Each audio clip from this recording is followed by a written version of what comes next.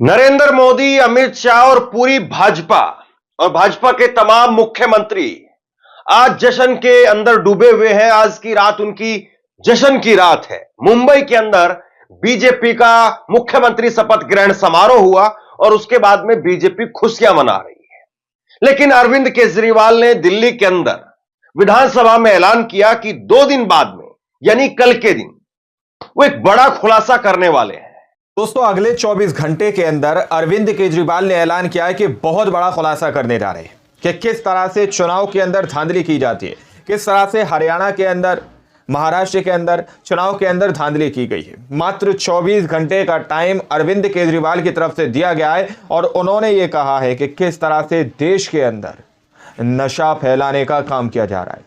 हमारे साथ वरिष्ठ पत्रकार मौजूद हैं धर्मेंद्र सिंह। उनकी इस रिपोर्ट को देखिए और किस तरह से बीजेपी के अंदर खलबली मची हुई है, किस तरह से बीजेपी के लिए टेंशन का एक सबब जो है अरविंद केजरीवाल बन रहे हैं। उनकी स्पीच भी इस वीडियो के अंदर है।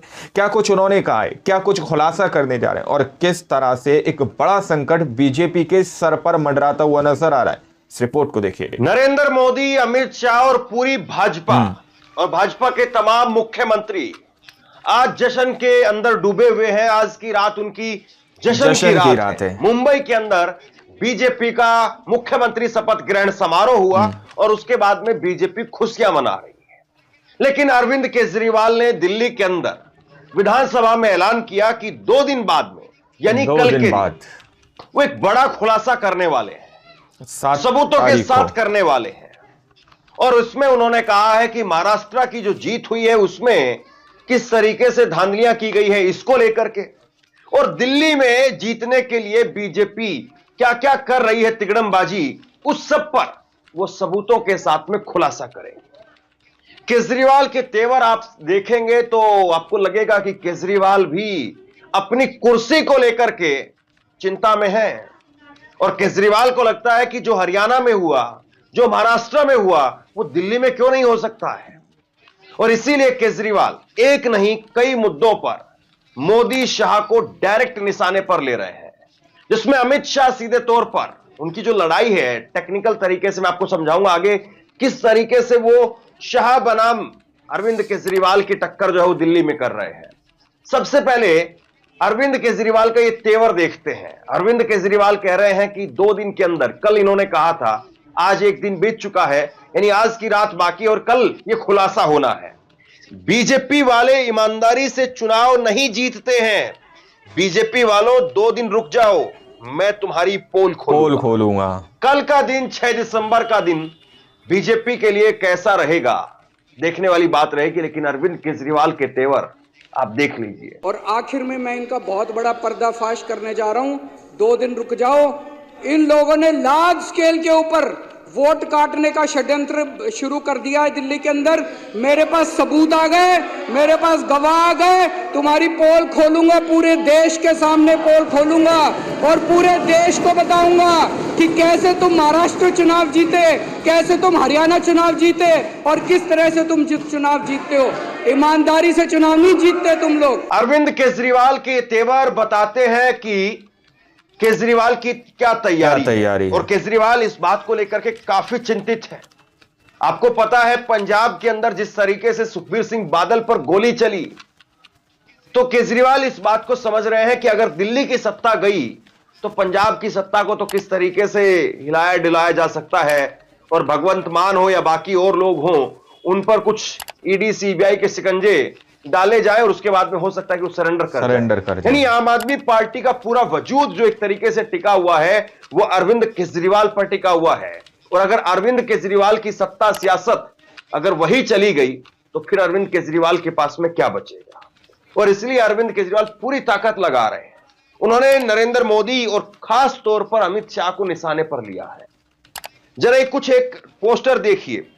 आम आदमी पार्टी की तरफ से पोस्टर जारी किए जा रहे हैं। बार बार आम आदमी पार्टी दिल्ली के अंदर जिस तरीके से मर्डर हो रहे हैं, लूट हो रही है, गोलियां चल रही है, उसको एक बड़ा मुद्दा बना रही है कि लगातार इस तरह से दिल्ली में हत्याएं हो रही है और इसके लिए वो कोई और नहीं बल्कि सीधे तौर पर अमित शाह जिम्मेदार है। यानी अरविंद केजरीवाल इस बात को भी समझते हैं कि दिल्ली में नरेंद्र मोदी को लेकर के जो एक सॉफ्ट कॉर्नर है या सातों सांसद जिस तरीके से बैक टू बैक जीतते रहे हैं, ऐसे में बड़ा जरूरी है कि आप अमित शाह को निशाने पर लें, अमित शाह को निशाने पर लें। और दिल्ली की जो कानून व्यवस्था है वो दिल्ली में गृह मंत्री के अंडर आती है, इसलिए उनको निशाने पर लेकर के पूरा माहौल वहां से बनाया जाए। और यही जो है वो तरकीब कितनी कामयाब होती है ये देखने वाली बात रहेगी, लेकिन इस चीज को बार बार वो निशाना बना रहे हैं। अमित शाह को लेकर के उन्होंने कहा गुजरात में लगातार ड्रग्स जो है वो पकड़ी जाती है, और जो ड्रग्स पकड़ी जाती है वो ड्रग्स भी किसका है, वो पोर्ट किसका है, वो मोदी जी के दोस्त अमित शाह के दोस्त का है, यानी अडानी का पोर्ट। अडानी का और पोर्ट है जो ड्रग्स का मामला पता है कि किस तरीके से गुजरात में मुंद्रा पोर्ट पर एक के बाद एक खबरें आती हैं। आज 2,500 करोड़ की, आज 3,000 करोड़ की कोकीन पकड़ी गई, ड्रग्स पकड़ी गई, सफेद पाउडर पकड़ा गया, बड़ी खबरें आती हैं, लेकिन वहां पर कोई चर्चा नहीं होती। लेकिन अब अरविंद केजरीवाल इस बात को मुद्दा बना रहे हैं कि दिल्ली में जो कुछ हो रहा है, नशे का कारोबार, देश भर में नशे का कारोबार हो रहा है, पंजाब में नशे का कारोबार हो रहा है, उसके पीछे जो कमी है वो अमित शाह की है। ये प्रश्न खड़े करता है। मैं किसी पे दोषारोपण नहीं करता, लेकिन हम देश के नागरिक हैं, आजाद नागरिक हैं, हमारे बच्चों का भविष्य का सवाल है। पूरे देश के एक पूरी पीढ़ी खराब हो जाएगी, पूरे देश को नशे के अंदर झोंका जा रहा है और ये बहुत बड़ा षड्यंत्र चल रहा है। तो प्रश्न तो उठता है, इस देश के अंदर नशा कंट्रोल करने की जिम्मेदारी एक व्यक्ति के ऊपर है, गृह मंत्री अमित शाह। अमित शाह की जिम्मेदारी है कि पूरे देश के अंदर नशा कंट्रोल करें।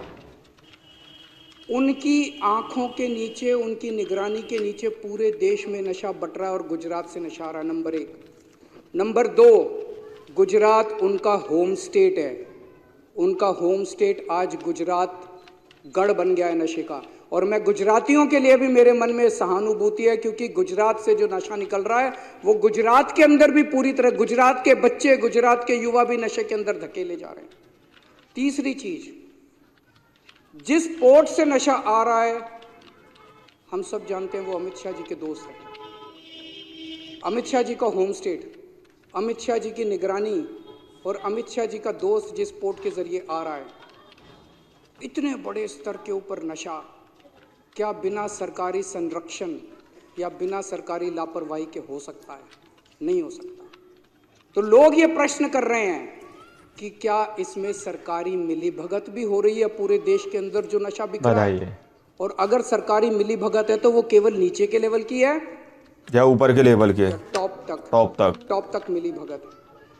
यानी सरकार मिलकर जो है नशा फैला रही है, सवाल पूछा जा रहा है। ये सारी रिसर्च मैंने क्यों की है? सारी रिसर्च क्यों? क्योंकि पिछले दिनों में जहां जा रहा हूं, कल शालीमार बाग की झुग्गियों के अंदर गया, इनसे पूछिए, जिससे मैं बात करूं वही कहे सर यहाँ नशा बहुत बिक रहा है, सर यहाँ नशा बहुत बिक रहा है। मैं परसों कालका जी गया, सर यहाँ नशा बहुत बिक रहा है, सर यहाँ नशा बहुत बिक रहा है। मैं जहां जा रहा हूं वहीं लोग नशे की बात कर रहे हैं। दिल्ली के अंदर पूरी दिल्ली के लोग, पूरे देश के लोग नशे से पीड़ित हैं। हमारे पूरे देश के युवाओं की भविष्य का सवाल है अध्यक्ष महोदय। इसीलिए मैं चाहता हूं कि अमित शाह जी इस देश की खातिर नशे के ऊपर एक्शन लेना, ठोस कदम उठाना चालू करें, नहीं तो जनता के मुंह बंद नहीं कर पाएंगे वो, जब जनता कहेगी कि सरकारी संरक्षण नशा करने वालों को मिल रहा है। अरविंद केजरीवाल इसीलिए लगातार हर जगह पर जाकर के इस बात को मुद्दा बना रहे हैं, अमित शाह का इस्तीफा भी मांग रहे हैं। अमित शाह गृह मंत्री का इस्तीफा भी मांग रहे हैं। इस बात को खेल करके इस पिच पर जो जाने की कोशिश कर रहे हैं कि अमित शाह बनाम अरविंद केजरीवाल, अगर ये मामला हो जाए तो अमित शाह को लेकर के लोगों की जो फिर भी एक इमेज बनी हुई है लोगों के अंदर, वो एक तरीके से बड़े ऐसे नेता के तौर पर बनी हुई है जो बहुत सख्त है, जो सुनता नहीं है, अड़ियल है या इंकारी है, इस तरह के नेता के तौर पर बनी हुई है। मोदी जी फिर भी थोड़ा सा सॉफ्ट करके खेलते हैं, लेकिन अमित शाह, आपको याद होगा वो बयान, बटन ऐसे दबाना करंट शाहीन बाग में लगे। तो दिल्ली वालों के बीच में अमित शाह जी की जो छवि है, और जाहिर सी बात है, इस बात में कोई दो राय नहीं है कि दिल्ली में जिस तरीके से क्राइम बढ़ रहा है, और स्पेशली दिल्ली के अंदर जो नाबालिगों का एक बड़ा जंजाल बनता जा रहा है, यह अपने आप में वाकई बहुत चिंता की बात है। और दिल्ली में तिहाड़ जेल के जरिए या जिस भी तरीके से क्राइम बढ़ रहा है, वो दिल्ली वालों को परेशान करता है, दिल्ली के जो व्यापारी हैं उनको परेशान करता है। लॉरेंस बिश्नोई को लेकर के भी अरविंद केजरीवाल कई बार आरोप लगा चुके हैं कि लॉरेंस बिश्नोई वो बीजेपी की मिली भगत से वो फल फूल रहा है।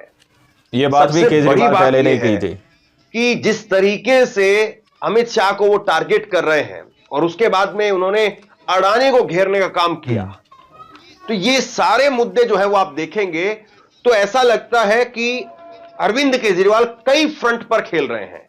मोदी पर अटैक कर रहे हैं, अमित शाह पर खास तौर पर अटैक है, फिर अडानी पर अटैक है। अडानी को लेकर के उन्होंने कह दिया कि मेरे ऊपर बिजली कंपनियों को अडानी को सौंपने का दबाव बनाया गया था। यानी मेरी अडानी को भाजपा बिजली को सौंप दो। चुनौती है कि वह दिल्ली चुनाव से पहले ऐलान करे कि अगर उसकी सरकार बनती है तो अडानी को बिजली कंपनियां नहीं सौंपेगी। तीसरी बात मैं ये उठाना सुनिए चाहता हूं जो केजरीवाल जरूरी है वो है क्या कह बिजली रहे हैं? की। अध्यक्ष महोदय, अभी पिछले दिनों जब मैंने सुना कि अमेरिका के जस्टिस डिपार्टमेंट ने अडानी ग्रुप के ऊपर आरोप लगाए हैं और जो मैंने मोटा मोटा पढ़ा कि अडानी ग्रुप 12,000 मेगावाट की सोलर एनर्जी बनाने की उन्होंने फैक्ट्री लगा ली कि सोलर एनर्जी बनाएंगे, लेकिन वो बिजली इतनी महंगी दे रहे थे कि कोई भी राज्य सरकार खरीदने को तैयार नहीं थी।